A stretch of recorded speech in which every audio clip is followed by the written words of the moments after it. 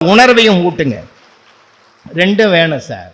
ஏன்னா நமக்கு தப்பு தப்பாக பேசுகிறான், தப்பு தப்பாக பழகிறான், எது என்ன அர்த்தம்னே தெரியல சார். ஒரு கல்யாண பத்திரிகையில் மேலே போட்டுக்கிறான் எம்பெருமான் துணைன்னு போட்டு புள்ளி எடுத்துட்டான் சார். பட்சமெல்லாம் பாதி பேர் கல்யாணத்துக்கே வரல. ஒரு புள்ளி எடுத்ததுனால யமபெருமான் துணைன்னு அவனும் படிச்சுட்டான். இது மேற்படி குடும்பம் போலகுதுறான்னு.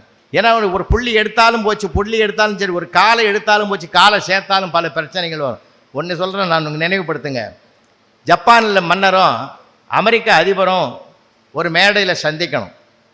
இப்போ நமக்கு இன்னும் ஒரு விஷயத்தை சொல்கிறேன். இப்போ நார்த் இந்தியாவிலேருந்து மந்திரிங்க வராங்க, அல்லது நம்ம பிரதமரே வராரு. வந்த உடனே என்ன பண்ணுறாருங்க, பெருங்கூட்டத்தை பார்த்துட்டு என்ன பண்ணுறாருங்க, நமஸ்தே நான் சொல்கிறாரு நம்மளை பார்த்து, வணக்கம். அடுத்த வார்த்தை என்ன சொல்கிறாரு, நன்றி. நமக்கெல்லாம் சந்தோஷம், நம்ம மொழியில் பேசுகிறார் பத்தியா, அது ஒரு மகிழ்ச்சி இல்லையா? அது மாதிரி ரெண்டு நாட்டு தலைவர்கள் சந்திச்சாங்கன்னா அவங்க நாட்டு மொழியில தான் ஒருத்தருக்கு ஒருத்தர் ரெண்டு வார்த்தை பரிமாறிக்குவாங்க. அப்போ ஜப்பான் நாட்டு மன்னரும் அமெரிக்க அதிபரும் ரெண்டு பேரும் கிளின்டன் அப்போ ரெண்டு பேரும் சந்திக்கணும். அப்போ ஜப்பான்காரனுக்கு சுட்டு போட்டாலும் இங்கிலீஷ் வராது. AK-47 எதில் வச்சா கூட இங்கிலீஷில் பேச மாட்டான். அவன் தாய்மொழி ஜப்பானில் தான் பேசுவான். ஆனால் அவர் சந்திக்கிறதுக்கு ரெண்டு வார்த்தை வேணும் இல்லை. ஒரு ஆள் டியூஷன் போட்டாங்க, ஒரு மாதமாக டியூஷன் எடுத்தார் இங்கிலீஷில். கிளின்டனை நீ மேடையில் பார்த்த உடனே ஹவ் ஆர் யூன்னு கேளு, அந்த ஆள் ஃபைன் அப்படின்னுவார். நீ மீ டூன்னு சொல்லு. இந்த ரெண்டு வார்த்தை தான் நீ மனப்பாடம் பண்ணணும். How are you, how are you, how are you, me too, me too, me too. ஒரு மாதமாக மனப்பாடம் பண்ணிக்கணும். மேடையில் ரெண்டு பேரும் சந்திக்கணும். கிளின்டன் அன்னைக்கு தனியாக வராமல் அவன் ஒய்ஃபையும் கூட்டின்னு வந்துட்டார், ஹிலாரிக்கையும் கூட்டின்னு வந்துட்டார். ஹிலாரியும் கிளின்டனும் ஸ்டேஜுக்கு வந்துட்டாங்க. ஜப்பான் மன்னர் இந்த பக்கம் வராரு. வந்த உடனே ரெண்டு பேரையும் பார்த்துட்டு அவருக்கு மனப்பாடம் பண்ணதெல்லாம் மறந்து போச்சு. ஹவ் ஆர் யூன்னு கேட்க வேண்டிய மனுஷன் கிட்ட வந்தது ஹூ ஆர் யூ அப்படின்னு கேட்டார். கிளின்டன் வெளிப்படையாக சொன்னார், ஐ ஆம் ஹிலாரிஸ் ஹஸ்பண்டுன்னாரு. மீ டூன்னுட்டான் நம்ம ஆள். அதில் எவ்வளோ பெரிய சிக்கல் வருதுன்னு கொஞ்சம் யோசனை பண்ணி பாருங்கள். இங்கே நம்மளை தாக்கிட்டானெல்லாம் நினைக்கக்கூடாது, நம்ம வருத்தப்படக்கூடாது சார். ஏன்னா பல இடங்கள் எனக்கே பேப்பரில் எழுதியிருப்பான் சார். நிறைய நாங்கள் வேல்யூவேஷன் சென்டர்லாம் கூட நிறைய பார்த்துக்கிறோம். இன்னும் ஒரு பையன் அழகாக எழுதிக்கிறான் சார், ரோமன் லெட்டர் 2 அப்படின்னு போட்டு கொஸ்டின் நம்பர் 2 2 போட்டு அட்டன் பண்ணுறான் சார். அட்டன் பண்ணி அந்த கொஸ்டின் நம்பருடைய ஹெட்டிங் போட்டு கீழே எழுதுகிறான் சார். கர்த்தரே, இந்த பேப்பரை திருத்தும் பாவியின் பக்கத்தில் அமரும் நான், அவருடைய பாவங்களை எல்லாம் ரட்சித்தருளும். ரட்சித்தருளிய பிறகு அவருடைய பொற்கரத்தினால் எனக்கு அதிகமான மார்க்கை போடுவதற்கான ஒரு புத்தியை அவருக்கு கொடுக்கவும். யார் கர்த்தர்கிட்ட அவ்வளோ பிரார்த்தனை பண்ணுறான். கர்த்தரே, இன்னும் ஒரு பிரார்த்தனை. அதே போல அவர் பிள்ளைகள் படிக்கிற இடத்திலும் அந்த ஆசிரியர் அந்த பிள்ளைகளுக்கு இதுக்கு பிராயச்சத்தமாக அவர்களும் மார்க்கை அதிகமாக போடுவதற்கு ஆமீன்னு எழுதிக்கிறான் சார். இது ஒரு ஆன்சர் மாதிரியே எழுதிக்கிறான் சார். இதை நீங்கள் என்ன பண்ணுவீங்க, படித்து பார்த்துட்டு கோவப்படுவீங்களா? குழந்தைன்னா அப்படித்தான் இருப்பா சார். குழந்தையும் தெய்வமும் கொண்டாடும் இடத்தில் நிறைய எழுதுனுங்க.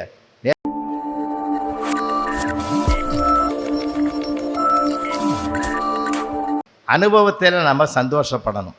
அவன் அப்படி பண்ணுறானே, இவன் இப்படி பேசுகிறானே, அவன் நிலைமையே சரியில்லை. அவன் நிலைமை சரியில்லைன்னா அவன் பேசுகிறது எப்படி இது மட்டும் கேட்போம் நம்ம.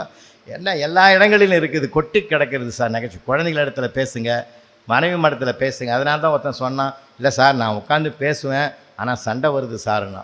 சண்டை வரட்டுண்டா. சண்டை வந்த பிற்பாடு அந்த அம்மாவை சமாதானப்படுத்துறதுக்கு நீ ஒரு முயற்சி எடுப்ப பற்றியா, அதாண்டா வாழ்க்கையிலேயே சந்தோஷம். அதுதாண்டா உனக்கு, அதுதானே தேவை. அதை கேட்டும்போது தான் ஒருத்தன் உட்காந்து சம்சாரத்தை கூப்பிட்டு கேட்டு, நீ உட்காரு, புலவரையார் சொன்னார் நிறையா பேசணுன்னு, நீங்கள் ரொம்ப நாள் ஆச்சு நான் பேசுவோமா அப்படின்னு இல்லையா. நம்ம அதனால தான் பார்த்தீங்கன்னா சில நேரங்களில் ஒரு அம்மா பக்கத்து வீட்லேயும் அதுவும் போய் வேலை செய்யுது, ஒரு ஆஃபீஸில் இந்த அம்மாவும் போய் வேலை செய்யுது. அன்னைக்கு கம்ப்ளீட்டாக வீட்டில் வேலை செய்யணும், கம்ப்ளீட்டாக கரண்ட்டு ஷட் டவுன். அன்றைக்கி யாருமே ஒரு இயந்திரம் இல்லை, ஒரு கம்ப்யூட்டர், ஒரு லேப்டாப் எதுவுமே ஒர்க் ஆகலை. சாயந்தரமாக அந்த ரெண்டு பெண்களும் பேசிக்கிறாங்க, நாள் பூரா ஷட் டவுன் ஆகி போச்சா, கரண்ட்டே இல்லையே, நீ என்ன பண்ணேன்னு. அது ஏன் கேட்குற, பல வருஷம் ஆச்சு அவன் வீட்டுக்காரங்கிட்ட பேசி, நேற்று மணிக்கணக்கில் உட்காந்து பேசினேன், ரொம்ப நல்லவனாக இருக்கிறாண்டி. அப்போ தான் தெரிஞ்சுது. ஏன்னா பேசினா தான் சார் தெரியும் அந்த அன்பும் பாசமும். அப்போ அவன் கூப்பிட்டு உட்கார வச்சு ஏதாவது பேசுவோன்னா, என்னத்தை பேசுறது, நீயே பேசுன்னு.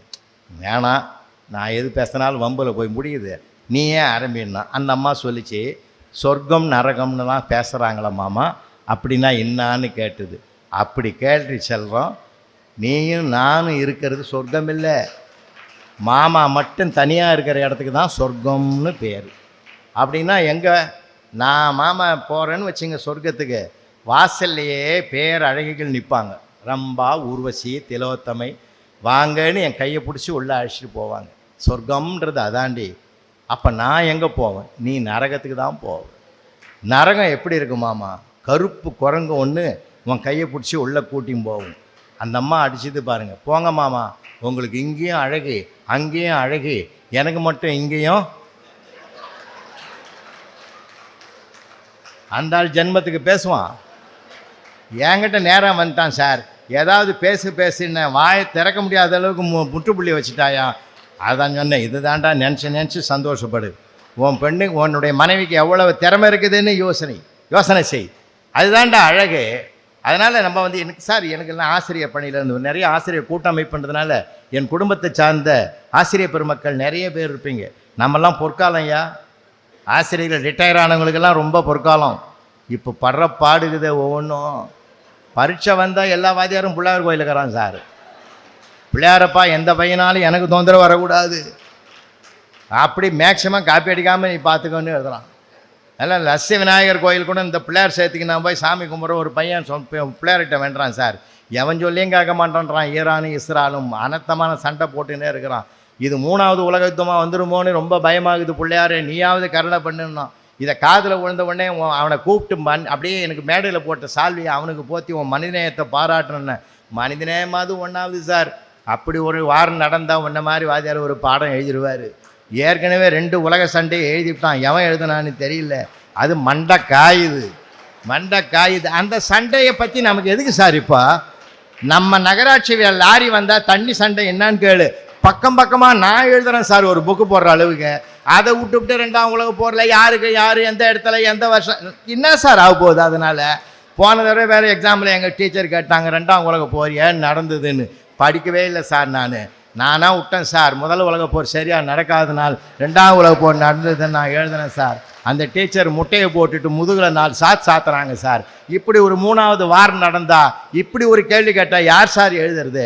நானே சொல்கிறேன் சார், என் ஸ்டேஜில் இருந்தால் நீங்கள் படிப்பீங்களா சார் அப்படின்னு அவன் அவ்வளவு கேட்டான் சார். என்ன ஏண்டா கேட்டோம்னு பேசணும்னு ஆகி போச்சு அவனுக்கு. ஏன்னா இன்றைக்கி இருக்கிற நிலைமை சார். அதனால தான் நான் சொல்கிறேன், ஒவ்வொருத்தருக்கும் ஒவ்வொரு தாக்குதல் இருக்குது. அதனால தான் எப்பயுமே நீங்கள் ரசிங்க. நம்மளை தாக்கிட்டானெல்லாம் நினைக்கக்கூடாது, நம்ம வருத்தப்படக்கூடாது சார். ஏன்னா பல இடங்கள் எனக்கே பேப்பரில் எழுதியிருப்பான் சார். நிறைய நாங்கள் வேல்யூவேஷன் சென்டர்லாம் கூட நிறைய பார்த்துக்கிறோம். இன்னும் ஒரு பையன் அழகாக எழுதிக்கிறான் சார், ரோமன் லெட்டர் 2 அப்படின்னு போட்டு கொஸ்டின் நம்பர் 2 போட்டு அட்டன் பண்ணுறான் சார். அட்டன் பண்ணி அந்த கொஸ்டின் நம்பருடைய ஹெட்டிங் போட்டு கீழே எழுதுகிறான் சார். கர்த்தரே, இந்த பேப்பரை திருத்தும் பாவியின் பக்கத்தில் அமரும் நான், அவருடைய பாவங்களை எல்லாம் ரட்சித்தருளும். ரட்சித்தருளிய பிறகு அவருடைய பொற்கரத்தினால் எனக்கு அதிகமான மார்க்கை போடுவதற்கான ஒரு புத்தியை அவருக்கு கொடுக்கவும். யார் கர்த்தர்கிட்ட அவ்வளோ பிரார்த்தனை பண்ணுறான். கர்த்தரே, இன்னும் ஒரு பிரார்த்தனை, அதே போல அவர் பிள்ளைகள் படிக்கிற இடத்திலும் அந்த ஆசிரியர் அந்த பிள்ளைகளுக்கு இதுக்கு பிராயச்சத்தமாக அவர்களும் மார்க்கு அதிகமாக போடுவதற்கு ஆமீன்னு எழுதிக்கிறான் சார். இது ஒரு ஆன்சர் மாதிரியே எழுதிக்கிறான் சார். இதை நீங்கள் என்ன பண்ணுவீங்க? படித்து பார்த்துட்டு கோவப்படுவீங்களா? குழந்தைன்னா அப்படித்தான் இருப்பான் சார். குழந்தையும் தெய்வமும் கொண்டாடும் இடத்தில் நிறைய எழுதுனுங்க. நேற்று கூட ஒரு அம்மா சொல்லிச்சு, டீச்சர் டிக்டேஷன் கொடுக்குறாங்க, பத்மபூஷன் எழுதுறான்னு, அவன் பத்மபுருஷன் எழுதிக்கிறான். ஏன்னா அதனால் ஒரு அம்மா நேற்று மேடையில் பேசினாங்க. காரணம் வந்து பிள்ளைகளுக்கு ஸ்பெல்லிங் தெரியல சார், ரொம்ப கஷ்டமாக இருக்குது. அவனுக்கு தமிழும் தெரியல, இங்கிலீஷும் தெரியல. அதனால் உங்கள் எல்லாருக்கும் நான் வணங்கி கேட்குறேன், நிறைய இருமொழி கொள்கை தானே நமக்கு இருமொழி கொள்கை தானே, நிறைய ஆங்கிலத்தை சொல்லிக் கொடுங்க. ஆங்கிலம் வணிக மொழி, அன்னை தமிழ் வாழ்க்கை மொழி சார். வாழ்க்கைக்கு நிறைய சொல்லிக் கொடுங்க. தினம் ஒரு குறளை மனப்பாடம் சொல்லுங்கம்மா. 1330 குறளையும் மனப்பாடம். எங்கள் மேதக அப்துல் கலாம் தினமும் குரானையும் வாசிப்பார், குறளையும் வாசிப்பார். அவர் அதனால் தான் தூய மனிதராக இந்த உலகத்தில் நின்றதுக்கு காரணம் அது. குறளை சொல்லிக் கொடுங்கம்மா. நாம வேங்கடசாமி நாட்டார், சக்கரை புலவர், சொல்லின் செல்வர் ராப்பி சேது பிள்ளை, சிதம்பரம் அண்ணாமலை பல்கழகத்திலே பேராசிரியர் பெருமக்களாக இருந்த காலத்தில் ஒரு சின்ன பையன் சின்ன இளைஞர் சின்ன பையன் ஓடி வந்து அப்பப்பா அவங்களுக்கு எல்லாருக்கும் பால் சப்ளை பண்ணுவார். பால் சப்ளை பண்ண போது அந்த பையனை பார்த்து ராபி சேதுப்பிள்ளை சொன்னார், பார்க்கறதுக்கு நல்லா முகலட்சணமாக இருக்கடா, சுறுசுறுப்பாக இருக்கிற, உனக்கு நான் ஒரு போட்டி வைக்கிறேன், தினம் ஒரு குறளை சொல்கிறா. அரங்கநாதன் பேர் அந்த பையனுக்கு. அரங்கநாதா தினம் ஒரு குறளை சொல்லுன்னாரு. குறளை சொன்ன அப்படின்னா உனக்கு டெய்லி ஒரு காலனா, அப்போல்லாம் ஓட்ட காலனா, டெய்லி ஒரு காலனா கொடுக்குறேன்னாரு. டெய்லி ஒரு காலனாவுக்காக அந்த பையன் குறளை தினம் மனப்பாடம் பண்ணா சார். 1330 குரட்பாவையும் மனப்பாடம் பண்ணி 1330 காலனாவை வாங்கினான் சார். அந்த பிள்ளை தான் பிற்காலத்தில் தவத்திரு குன்றக்குடி அடிகளாராக உலகம் முழுவதும் திருக்குறளை பரப்பிய மேதையாக இருந்தார்னா, அப்படி ஒரு பயிற்சியை நம்ம கொடுக்கணும் சார். அப்படி ஒரு பயிற்சி பிள்ளைகளுக்கு கொடுக்கணும், நிறைய இடத்துல கொடுக்கணும் சார். நம்ம சில இடங்களை நாம் எப்படி வளர்க்கணுமோ அப்படி தானே சார் வளருவோம். போய் சேரில் உட்காந்து சோபாவில் உட்காந்துங்கிறேன், ஒரு பையன் தம்பி புலவருக்கு வந்துக்கிறேன், அம்மாக்கிட்ட சொல்லி சுடு தண்ணி சூடாக கொஞ்சம் வாங்கிட்டு வாடான்னு சார். அந்த பையன் போகும்போது தாவி தாவி போனான் சார். எனக்கு பகீர்னு ஆகிப்போச்சு. வெந்நீரை கையில் எடுத்துன்னு வரும்போதும் இப்படி தான் தாவி தாவி வருவானோ, நாமெல்லாம் நடந்து தான் போவோம், இப்படி தாவறானே, இவங்கிட்ட ஏன்டா சொன்னோன்னு பயந்துன்னு இருந்தேன் சார். அதே மாதிரி வெந்நீரை ஃபுல்லாக எடுத்துக்கின்னு தாவி தாவி வந்தான் சார். மேஜிக்கு மாதிரி ஒரு ட்ராப் கூட சிந்தலை சார். டேபிளில் கொண்டாந்து டம்முன்னு வச்சான் சார். அந்த அப்படியே ஒன்று ஆடலை அசையில் அப்படியே இருக்குது சார். தம்பி உன் பேர் என்னடான்னு, ஜம்புலிங்கன்னா சார். பரவாயில்லடா, அப்போ சரியாடா பேர் வச்சுக்கிறான்.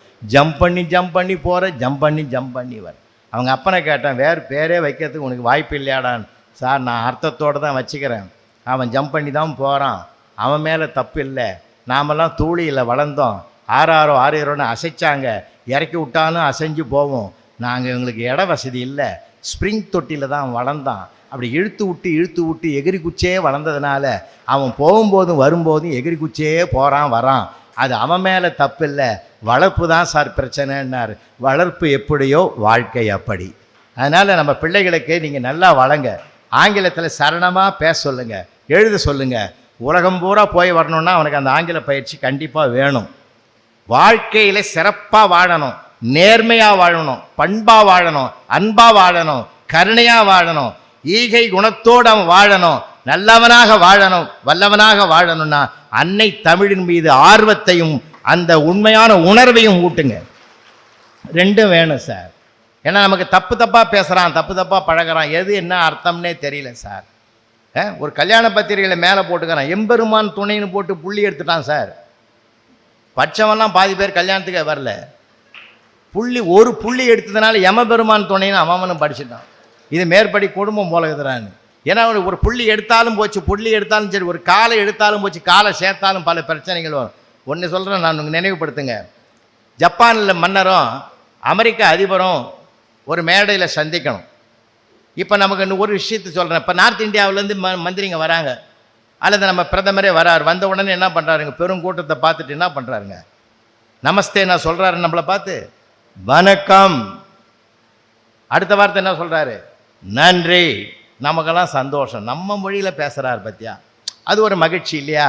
அது மாதிரி ரெண்டு நாட்டு தலைவர்கள் சந்திச்சாங்கன்னா அவங்க நாட்டு மொழியில் தான் ஒருத்தருக்கு ஒருத்தர் ரெண்டு வார்த்தை பரிமாறிக்குவாங்க.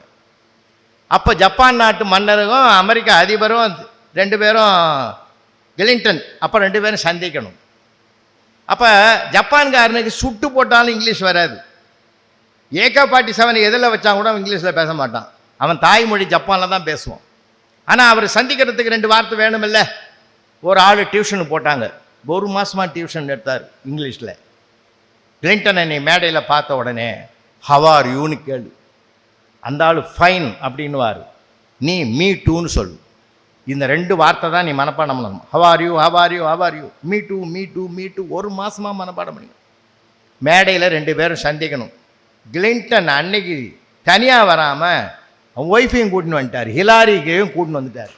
ஹிலாரியும் கிளின்டனும் ஸ்டேஜுக்கு வந்துட்டாங்க. ஜப்பான் மன்னர் இந்த பக்கம் வராரு.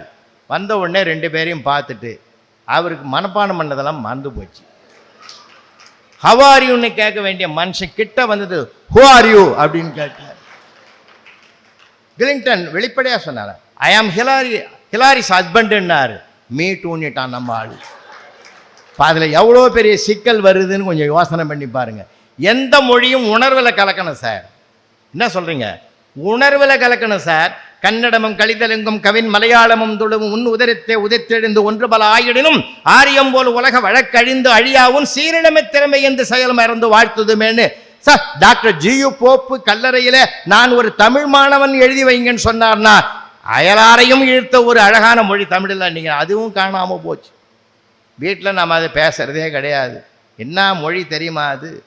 ஒரு கணவனும் மனைவியும் குடும்ப வீட்டுக்குள்ளே இருக்காங்க சார். அந்த மனைவி பரதநாட்டியம் கற்றுக்கிச்சு சார். பரதநாட்டியம் எந்த ஒரு பெண்ணும் கலைத்திறமையை கல்யாணத்துக்கு பிறகு அது வெளிப்படுத்த வாய்ப்பில்லை. ஆனால் ஒரு நாள் அந்த அம்மா சொல்லிச்சு, ஏங்க நான் பரதநாட்டியத்தில் ரொம்ப கைதேர்ந்து ஆடுவேன், ஒரு வாய்ப்பு சொல்லுங்களேன், நானே இந்த அரங்கத்தில் இந்த கூட்டத்தில் ஆடுறேன்னு. ஜபார், நான் ஆடுறதே போதும், நீ ஆடுறதும் ஓடுறதும் போதும், நீ இதில் வேறு ஒரு ஆட்டம் வேறையா, அதெல்லாம் ஒன்றும் வேணாம், பார்த்துக்கலாம் அப்படின்ட்டான் சார். ஒரு மாதம் அப்படியே போச்சு. தோட்டத்தில் இந்த ஆள் முதல் மாடியில் இருக்கிறான், மேல் மாடியில் மொட்டை மாடியில் நின்றுக்கிட்டு தோட்டத்து பக்கமாக பார்க்குறான். இந்த அம்மா தோட்டத்தில் செடிக்கெல்லாம் தண்ணி ஊற்றிங்குது. அப்போ இந்த அம்மாவுக்கு பின்னாடி ஒரு ஆடு செடியை மேயுது. இவன் மேலேருந்து பார்த்துட்டான். அடியே ஆடுடி ஆடுடின்னா, அப்பா நீ இப்போயாவது சொன்னியேன்னு அந்த அம்மா பரதநாட்டியம் ஆட ஆரம்பிச்சுடுது. ஆட ஆரம்பித்த உடனே அவன் சொன்னான் மறுபடியும், பின்னால் ஆடுடி பின்னால் ஆடுடின்னா. ஓ அப்படி பின்னால் போய் ஆடணுமான்னு பின்னாடி போய் தள்ளி போய் ஆடிச்சு. அவனே இறங்கி வந்து ஆடை ஓட்டிட்டான். அது ஓடி போச்சு. எதுக்காக சொல்றேன்னா, எதிலையுமே ஒரு மொழியே அழகானது. தற்காக்க உலைவிடத்து மட்பகையின் மானத்தெரும் முயுவ விளக்க உரை. உட்பகைக்கு அஞ்சி ஒருவன் தன்னை காத்து கொள்ள வேண்டும். தளர்ச்சி வந்த போது மட்கலத்தை அறுக்கும் கருவி போல் அந்த உட்பகை தவறாமல் அழிவு செய்யும். சாலமன் பாப்பையா விளக்க உரை. உட்பகைக்கு அஞ்சி தன்னை காத்து கொள்க. காக்காது போனால் நமக்கு தளர்வு வந்தபோது மண்கலத்தை அறுக்கும் கைக்கருவி போல உட்பகையானவர் நம்மை உறுதியாக அழித்து விடுவர். கலைஞர் விளக்க உரை. உட்பகைக்கு அஞ்சி ஒருவன் தன்னை பாதுகாத்துக் கொள்ள வேண்டும், இல்லாவிட்டா உட்பகை அஞ்சித்தற் காக்க உலைவிடத்து மட்பகையின் மானத்தெரும் முயுவ விளக்க உரை. உட்பகைக்கு அஞ்சி ஒருவன் தன்னை காத்து கொள்ள வேண்டும். தளர்ச்சி வந்த போது மட்கலத்தை அறுக்கும் கருவி போல் அந்த உட்பகை தவறாமல் அழிவு செய்யும். சாலமன் பாப்பையா விளக்க உரை. உட்பகைக்கு அஞ்சி தன்னை காத்து கொள்க. காக்காது போனால் நமக்கு தளர்வு வந்தபோது மண்கலத்தை அறுக்கும் கைக்கருவி போல உட்பகையானவர் நம்மை உறுதியாக அழித்து விடுவர். கலைஞர் விளக்க உரை.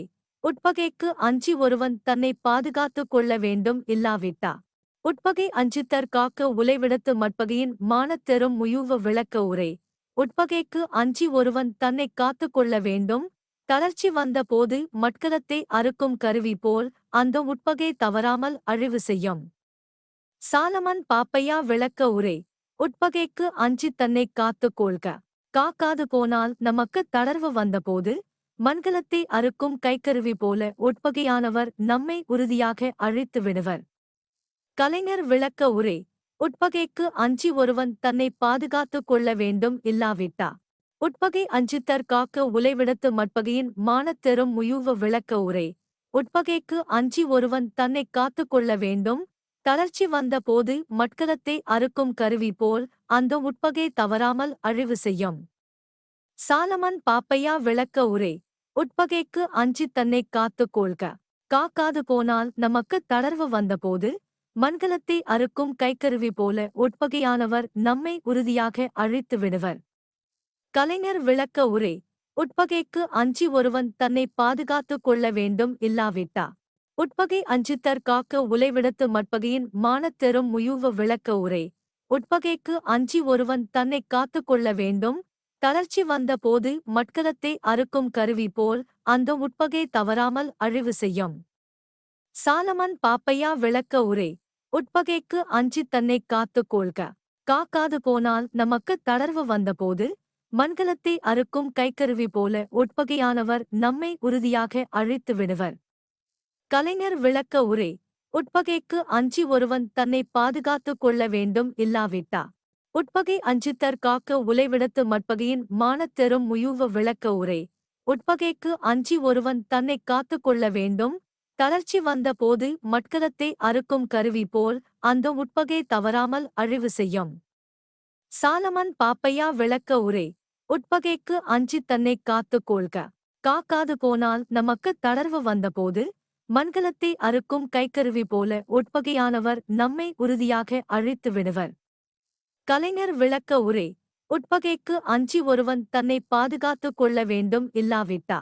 உட்பகை அஞ்சித்தற் காக்க உலைவிடத்து மட்பகையின் மானத்தெரும் முயூவ விளக்க உரை. உட்பகைக்கு அஞ்சி ஒருவன் தன்னைக் காத்துக் கொள்ள வேண்டும். தளர்ச்சி வந்த போது மட்கலத்தை அறுக்கும் கருவி போல் அந்த உட்பகை தவறாமல் அழிவு செய்யும். சாலமன் பாப்பையா விளக்க உரை. உட்பகைக்கு அஞ்சித் தன்னைக் காத்துக் கொள்க. காக்காது போனால் நமக்கு தளர்வு வந்தபோது மண்கலத்தை அறுக்கும் கைக்கருவி போல உட்பகையானவர் நம்மை உறுதியாக அழித்து விடுவர். கலைஞர் விளக்க உரை. உட்பகைக்கு அஞ்சி ஒருவன் தன்னை பாதுகாத்துக் கொள்ள வேண்டும் இல்லாவிட்டா. உட்பகை அஞ்சித்தற் காக்க உலைவிடத்து மட்பகையின் மானத்தெரும் முயூவ விளக்க உரை. உட்பகைக்கு அஞ்சி ஒருவன் தன்னைக் காத்துக் கொள்ள வேண்டும்.